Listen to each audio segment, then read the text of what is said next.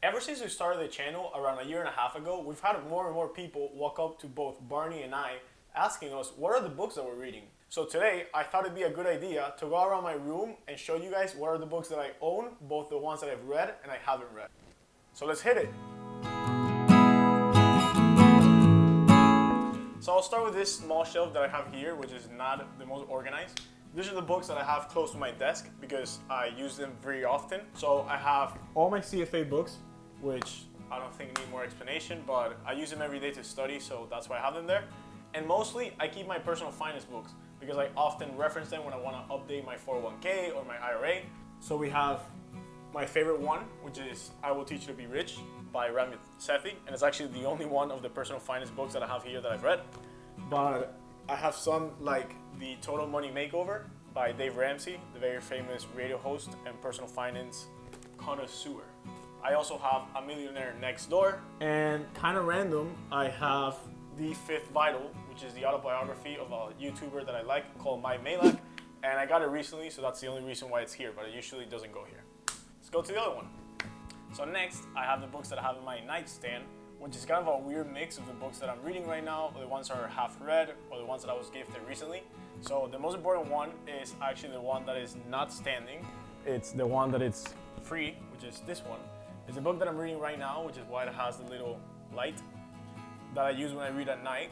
It is the autobiography of Lee Iacocca, which was an executive in the automobile industry. And I always keep a pen for underlining whatever I'm reading. And then I have a bunch of books that I've kind of read halfway. So I have one of the latest books from Neil deGrasse Tyson that I liked when he talked about it in a Joe Rogan podcast, but it was a little complicated, so I haven't picked it up since. I have 100 Years of Solitude, which if you follow us on Instagram, you know that I was reading and then I had to stop reading it because it was a little too complicated, but I'm probably gonna pick it up again soon. I have two books that I really like, which are The Playbook and The Bro Code. Both coming from How I Met Your Mother, which is one of my favorite sitcoms. I have them handy because usually I send like a Bro Code article a day to my group chats with my friends. Let's read one of them. Think of a number. Okay, I think I know what number you're thinking. Article 69. Duh. Obviously, I keep How to Win Friends and Influence People handy because I try to read one a week. And also a few books that I was gifted recently, which are Why Nations Fail, that was gifted by Alberto, big fan of the channel. 7 Habits of Highly Effective People, gifted by my brother. And this one, which is actually the most recent book that I have, which is Will, the autobiography of Will Smith, that I'm super excited to pick up soon. Shout out my dad that got it for me for Christmas.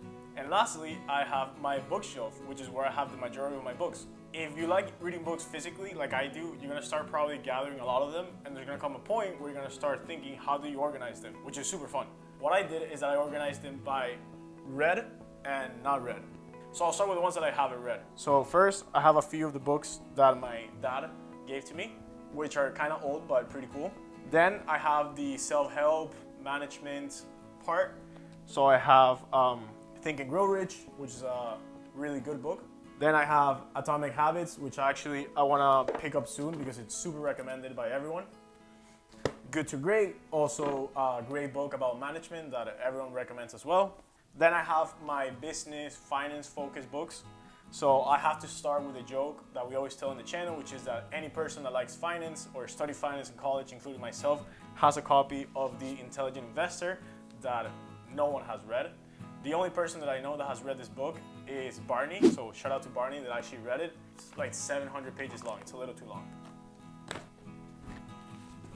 Then we have Naked Money, which is pretty cool because this one is the second book of Charles Whelan, a professor in Dartmouth that wrote Naked Economics, which is a book that I reviewed on the channel and actually sent that book to the author for him to sign it. And he signed it and actually sent it back with an extra book. So I'm planning to read this one soon as well. And then Outliers, because you have to have a Malcolm Gladwell book that I haven't read yet. The Smartest Guys in the Room, which is a book about the fall of Enron and the dot-com bubble. Something that I actually started reading this one, but I stopped it because it was a little complicated, and at the time I didn't want to get into a complicated book. And then the classic 1984 that you have to read, but I haven't yet. And a few books about beer, French, and a few books from college, like in economics and finance books. And then when you get to the top, what I do with the books that I've read is that I actually organize them chronologically in the way that I finished them. So the first book that I ever finished on my own, besides maybe one or two that I read in high school, was The Firm by John Grisham. John Grisham is an author who is a lawyer, and he's written plenty of books about law and like this fiction stories about specific cases that are super interesting.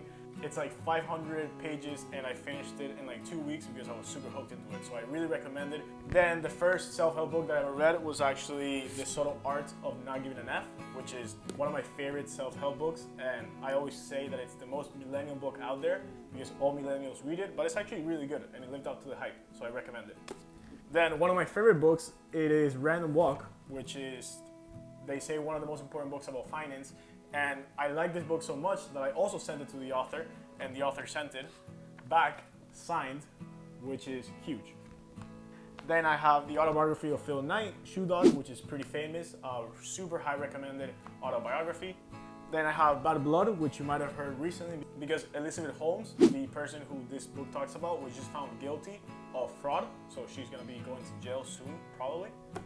Then I have Liar's Poker, which is kind of important because it was written by Michael Lewis, a very famous author. And this is actually the only book whose author I've read 2 books on. So I read Liar's Poker, that I reviewed in the channel.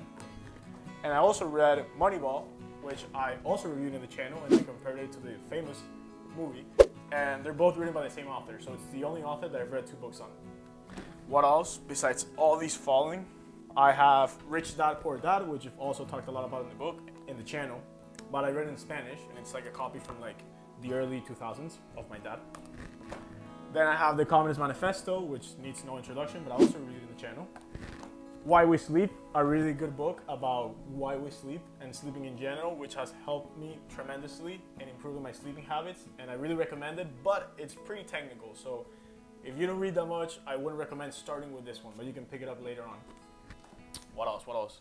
The Four Agreements, actually my favorite book of 2021, super famous, millions of copies sold, and it is pretty short, so I really recommend it, and I also reviewed it in the channel. The Investment Answer, which is a personal finance book if you want to learn a little bit about investment, and it's pretty short. So this focuses in investments, different than I Will Teach You to Be Rich, that focuses in personal finance overall. Defining Decade, I have 2 copies because I was gifted the older version by my ex-girlfriend, shout out to her, and I loved it. But then I emailed the author saying if she can sign my copy, and she said yeah, and I didn't want to send her like the old copy, so I actually purchased the newer version and sent it to her, and she signed it, so it's pretty cool. I have 4 books that are signed. The other one that I have signed is Fidel's Last Days, which is written by Roland Merullo, which is an author that we interviewed in the channel last year, and we hopefully will interview again. And this is the latest book that he released, and he sent me a copy. He sent me and Barney a copy, signed by him. So it's pretty cool. I love when I get some authors just like send me signed copies when I ask for them. And then I also have 12 Rules for Life, which I haven't read, but it is pretty famous. It's a book of Jordan Peterson, which is a very well-known author, and he's written a bunch of books. And then honorable mention is Green Lights by Matthew McConaughey, which I don't have because I lent it out. And When Breath Becomes Air, also a book that I finished recently, but I also lent it out, which I don't do that often. And I think that's pretty much it. My entire bookshelf has become a mess, but I really enjoy showing you guys the books. So if you've seen any that you like, or you've seen any that you think I'm missing, leave it in the comments below and I'll definitely check that out. I have this shelf that I still don't know what I'm doing, so I'll probably buy all the books that you recommend and put them here. Hit the subscribe button if you like this video, hit the like button as well, and I'll see you next Wednesday.